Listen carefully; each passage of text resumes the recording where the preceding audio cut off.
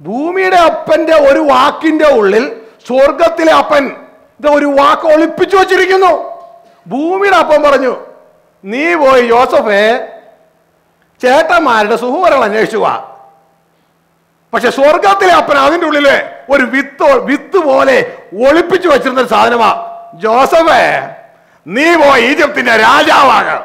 My God, ഈ കൊച്ചൻ ഇതുവല്ലം ചിന്തിച്ചോ?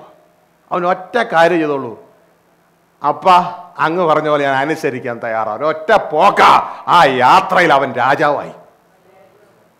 ആ യാത്രയില് അവൻ രാജാവായി.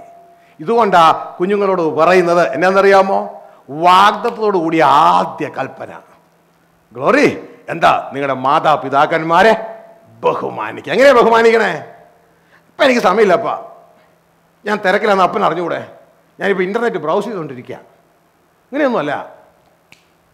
എസ്പെഷ്യലി നിങ്ങളുടെ മാതാപിതാക്കന്മാർ ദൈവിക ദർശനമുള്ളവരാണെങ്കിൽ ഒബേദം.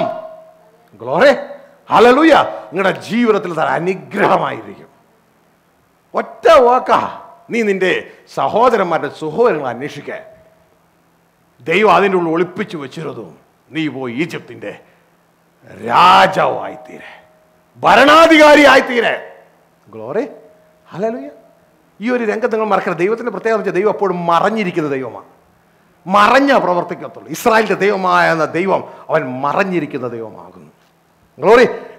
മറ്റു ഭാഗത്ത് നമുക്ക് കാണാം. നിങ്ങൾ നോക്കിയേ, ദാവീദിന്റെ സംഭവം നിങ്ങൾക്ക് അറിയത്തില്ലേ? ദാവീദിന്റെ സംഭവം ഇതുപോലെ തന്നെയാ.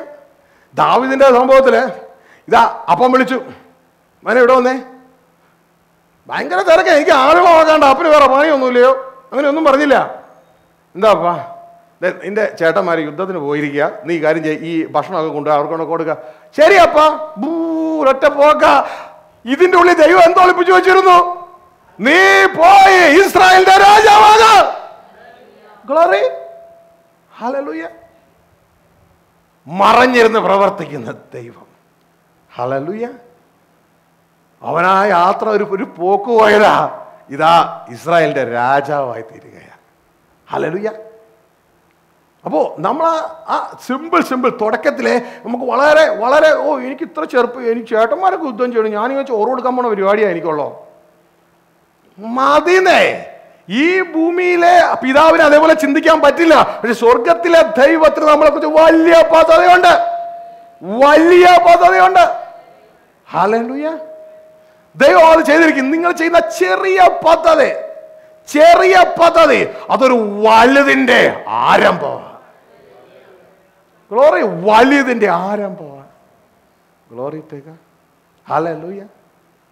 പലരും അതിനെ തള്ളിക്കളയും, എന്നാൽ പലരും തള്ളിയതിനെ ചിലരെ ഏറ്റെടുക്കും. ആ ഏറ്റെടുക്കുന്നവർ അനുഗ്രഹീതരാണ്. ഹല്ലേലൂയ. അപ്പോ പ്രിയ ദൈവത്തിന്റെ ജനമേ, ഇതാ യോസഫ് യാത്രയാകുകയാണ്. ആ ജോസഫ് യാത്രയായി അവന് ഇതാ പ്രശ്നങ്ങൾ, വിഷയങ്ങൾ, പല പല ദുരിതങ്ങൾ ഇതൊക്കെ സംഭവിക്കുക. നേരെ രാജാവാകാനുള്ള ആദ്യത്തെ ട്രെയിനിങ് എന്നാണെന്നറിയാമോ? സഹോദരന്മാരെ എടുത്ത് ലേലം പിടിക്കും. സഹോദരന്മാരെല്ലാം കൂടി എടുത്ത് ആട്ടി. ഇപ്പൊ എന്നോട് പറയും, അയ്യോ അവരെന്നെ മൈൻഡ് ചെയ്യുന്നില്ല, ഇവരെന്നെ മൈൻഡ് ചെയ്യുന്നില്ല, അവരെന്നെ അങ്ങനെയാണ് ചെയ്യുന്നത്, അവരെന്നെ മാനിക്കുന്നില്ല. രാജാവാകാൻ പോവുക. ഇന്നലെ ആരോടെ ഞാനിവിടെ പറഞ്ഞു, അവരങ്ങനെ ചെയ്യുന്നില്ല, ഇവരിങ്ങനെ ചെയ്യുന്നില്ല, മൊത്തം പ്രശ്നം, അവരത് എല്ലാം പ്രശ്നമാണ്. ഞാൻ പറഞ്ഞു, ഞങ്ങൾ രാജാവാകാൻ പോവും. സഹോദരന്മാർ നിങ്ങൾ ആട്ടിട്ട് അവസാനം ഇന്ന് നാട്ട് നിർത്തുമെന്ന് വിചാരിക്കുമ്പോഴാണ് ഒറ്റ ഏറ പൊട്ടക്കിണറ്റിലേക്ക് ടം. അവിടെ പോയി മാസികയിൽ എഴുതാൻ പോയാൽ പരിപാടി കഴിഞ്ഞു. മാസികയിലൊന്നും എഴുതരുത്, അതങ്ങ് സഹിച്ചോളണം. ഗ്ലോറി. സഹിക്കുന്നവനാണ് കൂടെ വാഴുന്ന, സഹിക്കുന്നവനാ രാജാവാകുന്നത്. ഗ്ലോറി. ഇതാ പൊട്ടക്കിണറ്റിൽ കിടന്ന് കൈ മുറിഞ്ഞ് അവിടെ മുറിഞ്ഞ് ഇവിടെയൊക്കെ മുറിഞ്ഞ് അവിടെ കിടക്കുക. ഇങ്ങനെ ഇരിക്കുന്ന സമയത്താണ് ദൈവം എവിടെയെങ്കിലുമൊക്കെ ഓരോ രക്ഷകനെ വയ്ക്കും. ഇതാ ചില ഒരു ചേട്ടന് തോന്നി ഇവനെ കൊല്ലണ്ട. അപ്പോൾ വേറെ ചേട്ടൻ തോന്നി ഇവനെ അങ്ങ് വിറ്റേക്കാം. ഇതാ വലിച്ച് പൊക്കിയെടുത്തു. ഇപ്പൊ ചേട്ടന്മാർ മാനസാന്തരപ്പെട്ടല്ലേ? പൊക്കി ഇവിടെ വന്നപ്പോഴും മനസ്സിലായ മാനസാന്തരം അല്ലായിരുന്നു, അതിൻ്റെ അപ്പുറമായിരുന്നു. എന്നെ വിറ്റ് കാശാക്കുക. ഹലോ, എന്നെ വിറ്റ് കാശാക്കുക. ആ മനസ്സിലെ ജോസഫിന്റെ ചിന്തകളൊക്കെ ഒന്ന് ചിന്തിച്ചു നോക്കിയേ. ഒന്ന് പൊട്ടക്കേൻ്റെ കിടന്ന് നീറുക, നിങ്ങളെന്നൊക്കെ ശരിയാക്കി തരാൻ ഞാൻ കയറിയെങ്ങാനും വന്നു കഴിഞ്ഞാൽ ദുഷ്ടന്മാരെ. ഇനി ആ മേടി കയറി വന്നപ്പോഴാണ് നിങ്ങൾ പരമ ദുഷ്ടന്മാരാ, ഇനി എന്നെ വിറ്റ് കാശാക്കണോ? വിറ്റ് കാശാക്കി നേരെ ഇതാ കൊണ്ടുപോയി, ഇതാ അടിമകളെന്ന് പറയുന്നത് ഷർട്ട് ഉടുപ്പൊന്നും ഇടിപ്പിക്കത്തില്ല, വെറും ഒരു അണ്ടർവെയർ മാത്രം ഇട്ടുകൊണ്ട് ഇതേ ചന്തയെ കൊണ്ട് നിർത്തിയിരിക്കുക. അനുഭവങ്ങളുണ്ടാവും ഇതുപോലെ. രാജാവാകാൻ പോവാ, അതിനു മുമ്പ് ദർശനം തന്നിട്ടുണ്ട്. രാജാവാകാൻ പോവാ, നീ സഹിക്കുന്നുവെങ്കിൽ കൂടെ വാഴും. രാജാവാകാൻ പോവാ. ദൈവത്തിന്റെ പദ്ധതി അതേ വരുന്നു. ദൈവം മുൻ നിശ്ചയിച്ചതുപോലെ പോത്തിഫറിന്റെ വീട്ടിലേക്ക് കൊണ്ടുപോകാൻ ആള് വരിക. അവിടെ ചെന്നു അവിടുത്തെ ശുശ്രൂഷകളൊക്കെ ആയപ്പോ ഇതാ അവിടുത്തെ പദ്ധതി ക്ലിയർ ആക്കാൻ വേണ്ടി പോത്തിഫറിന്റെ ഭാര്യ അടുത്ത് വരികയാ. ചെയ്യാത്ത കുറ്റത്തിന് ഇതാ ആ പാവത്തിനെ പിടിച്ച് ജയിലിലാക്കാൻ പോവാ. ഇതാ എല്ലായിടത്തും പ്രശ്നമാ, മൊത്തം കംപ്ലൈന്റാ. ഇതും ഞാൻ നിരപരാധിയാണെന്നേ. ചിലർ പറഞ്ഞാൽ ഞാൻ നിരപരാധിയാണെന്നേ. ഇതാ ചെയ്യാത്ത കുറ്റത്തിന് ആ പാവത്തിനെ പിടിച്ച് ഇതാ സ്ത്രീയെ പീഡിപ്പിച്ചു, സ്ത്രീ പീഡനം, അടുത്ത കേസാ. നേരെ പിടിച്ച് ജയിലിലാക്കി. ഇനി അവിടെ നിന്ന് ഇനി എന്ത് ചെയ്യും? പക്ഷെ മുമ്പിൽ ഒന്നുണ്ട് ദർശനം. മുമ്പിൽ ഒന്നുണ്ട് ദർശനം. Glory, hallelujah. ഇതാ ആ ദർശനത്തെ മുറുകെ പിടിച്ച് മുന്നോട്ടേക്ക് പോയി. അതിൻ്റെ ഇടയിൽ ചില ഇതാ പാനപാത്രവാഹകരും അപ്പക്കാരനൊക്കെ ഒന്ന് മനുഷ്യരിൽ ആശ്രയിച്ചു. ഇതാ അവസാനം തെളിയിച്ചു, മനുഷ്യരിൽ ആശ്രയിച്ചിട്ട് ഒരു കാര്യമില്ല, അവരിവനെ മറന്നുപോയി. ഗ്ലോറി, അവനിവനെ മറന്നുപോയി. പിന്നെ രാജാവിന് ഇതാ ഒരു സ്വപ്നം വന്നപ്പോഴാണ് പെട്ടെന്ന് ഇത് ഓർമ്മ വരുന്നത്. Glory, hallelujah. ആ യാത്ര നേരെ ഇതാ ഈജിപ്തിന്റെ ഭരണസ്ഥാനത്തേക്ക് കയറി. ഹല്ലേലൂയ. അവൻ കണ്ടതുപോലെ സഹിച്ച അവൻ രാജാവായി, സഹനം കൊടുത്ത അവന്റെ സഹോദരങ്ങൾ അവന്റെ പ്രജകളായി. ഹലോ, സഹിച്ച അവൻ രാജാവായി, സഹനം കൊടുത്ത സഹോദരങ്ങൾ കൂടെ ഉണ്ടായി.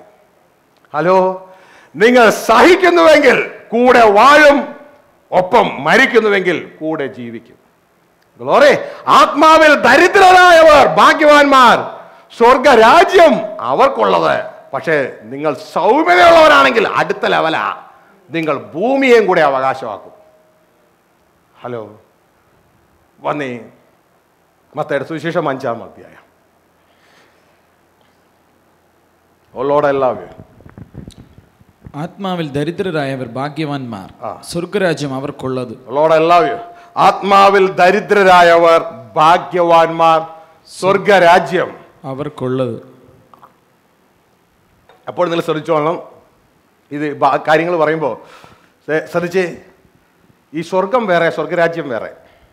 നിങ്ങൾ അത് മാറിപ്പോകരുത്. സ്വർഗം എന്ന് പറഞ്ഞാൽ ഇറ്റ്സ് എ സ്പിരിച്വൽ പ്ലേസ്. അത് ഭൂമിയിലല്ല, ഇറ്റ്സ് എ സ്പിരിച്വൽ പ്ലേസ്. അതുകൊണ്ട് ദൈവത്തിന് പറഞ്ഞാൽ സ്വർഗം യഹോവയുടെ സ്വർഗമാണ്. 115 സങ്കീർത്തനം 16-ാം വാക്യം. ഭൂമിയെ അവൻ മനുഷ്യർക്ക് കൊടുത്തിരിക്കുന്നു. ആ സ്വർഗത്തിൻ്റെ അധീനതയിൽ പെടുന്ന ഏതൊരു മേഖലയെയും സ്വർഗരാജ്യം എന്ന് വിളിക്കും. മനസ്സിലായോ? ആ സ്വർഗത്തിൻ്റെ ഭരണത്തിൽപ്പെടുന്ന ഏതൊരു മേഖലയെയും സ്വർഗരാജ്യം എന്ന് വിളിക്കും. ശ്രദ്ധിച്ച്, ഗ്രീസ്, അലക്സാണ്ടറുടെ കിങ്ഡമാണ് അവിടെ, കിങ്ഡം ഓഫ് ഗ്രീസ്. നമ്മൾ നെബൂഖദ്നേസർ രാജാവ് കണ്ട സ്വപ്നത്തിൽ സ്വർണം കൊണ്ടുള്ള തല, വെള്ളി കൊണ്ടുള്ള നെഞ്ച്, താമ്രം കൊണ്ടുള്ള അര, ആ അരഭാഗമാണ് ഗ്രീസിനെ റെപ്രസെൻ്റ് ചെയ്യുന്നത്. അലക്സാണ്ടറുമാണ് ഗ്രീസ്. മഹാനായ അലക്സാണ്ടർ എന്നാണ് പറയുന്നത്. ഇവിടെ അലക്സാണ്ടർ ലോകം മുഴുവൻ വെട്ടിപ്പിടിച്ച് പോവുകയാണ്. അപ്പോൾ ഓരോ ഭാഗവും വെട്ടിപ്പിടിച്ച് കഴിഞ്ഞപ്പോൾ അതൊക്കെ അലക്സാണ്ടറുടെ കിങ്ഡത്തിൻ്റെ ഭാഗം ആക്കിക്കൊണ്ടേയിരിക്കുകയാണ്. അപ്പോൾ ആ വെട്ടിപ്പിടിച്ച ഭാഗത്തിനൊക്കെ എന്ത് പേര് പറയാം? കിങ്ഡം ഓഫ് ഗ്രീസ് അല്ലെങ്കിൽ കിങ്ഡം ഓഫ് അലക്സാണ്ടർ, രണ്ട് പേരിലും വിളിക്കാം. മനസ്സിലായോ? കിങ്ഡം ഓഫ് ഗ്രീസ്, അതായത് ഗ്രീസിൻ്റെ അധീനതയിൽ ഉള്ള സ്ഥലം, അല്ലെങ്കിൽ അലക്സാണ്ടറുടെ അധീനതയിൽ ഉള്ള സ്ഥലം. ഇതുപോലെ ദൈവത്തിൻ്റെ അധീനതയിലുള്ള സ്ഥലത്തെ kingdom of heaven or kingdom of God എന്ന് വിളിക്കാം. കിങ്ഡം ഓഫ് അലക്സാണ്ടർ എന്ന് പറയുന്നത് പോലെ തന്നെ കിങ്ഡം ഓഫ് ഗ്രീസ് എന്ന് പറയുന്നത് പോലെ തന്നെ ഒന്ന് സ്ഥലത്തിൻ്റെ പേര് വെച്ചു, മറ്റത് രാജാവിൻ്റെ പേര് വെച്ചു. രണ്ടും ഒന്ന് തന്നെ. ഇത് ഞാൻ പഠിച്ചത് രണ്ടായിട്ടാണ് പഠിച്ചത്. എന്നാൽ യേശു ഇതിനെ ഒന്നായിട്ട് കാണുന്നു നമുക്ക് തിരുവചനത്തിൽ കാണുവാനായിട്ട് കഴിയും. അപ്പോൾ നിങ്ങൾക്ക് കൺഫ്യൂഷൻ ഇല്ലാതിരിക്കാൻ, ഇതാ heaven is the distant place. അവിടെ ഭരിക്കുന്നത് ദൈവമാണ്. അവിടുത്തെ ഭരണം മനുഷ്യർക്കാർക്കും കൊടുക്കുന്നില്ല. ഭൂമിയെ അവൻ മനുഷ്യർക്ക് തന്നിരിക്കുന്നു. ഭൂമിയുടെ ഭരണമാണ് മനുഷ്യൻ നടത്തേണ്ടത്.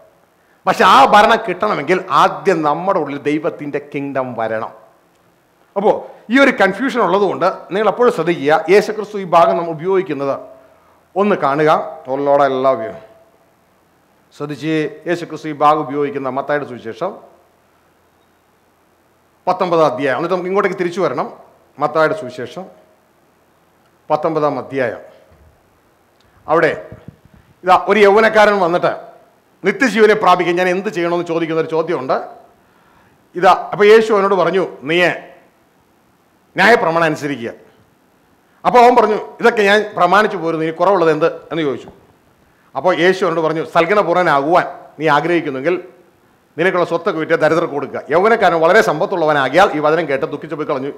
അപ്പോൾ യേശുവിന് ശിഷ്യന്മാരോട് യേശു തന്നെ ശിഷ്യന്മാർ, ധനവാൻ സ്വർഗ്ഗരാജ്യത്തിൽ കിടക്കുന്നതിനേക്കാൾ കടക്കുന്നത് പ്രയാസം തന്നെ എന്ന് ഞാൻ സത്യമായിട്ട് നിങ്ങളോട് പറയുന്നു. ധനവാൻ ദൈവരാജ്യത്തിൽ കിടക്കുന്നതിനേക്കാൾ ഒട്ടകം സൂചിക്കൊടയിലൂടെ കടക്കുന്നത് എളുപ്പം എന്ന് പറഞ്ഞു. ഇനി ശ്രദ്ധിച്ചേ, നമുക്ക് ഇവിടെ ഇപ്പോൾ അറിയാം യേശു ക്രിസ്തു എങ്ങനെയാണ് ഈ വാക്യങ്ങളെ ക്രമീകരിക്കുന്നതെന്ന് ഇവിടെ എഴുതിയിട്ടുണ്ട്.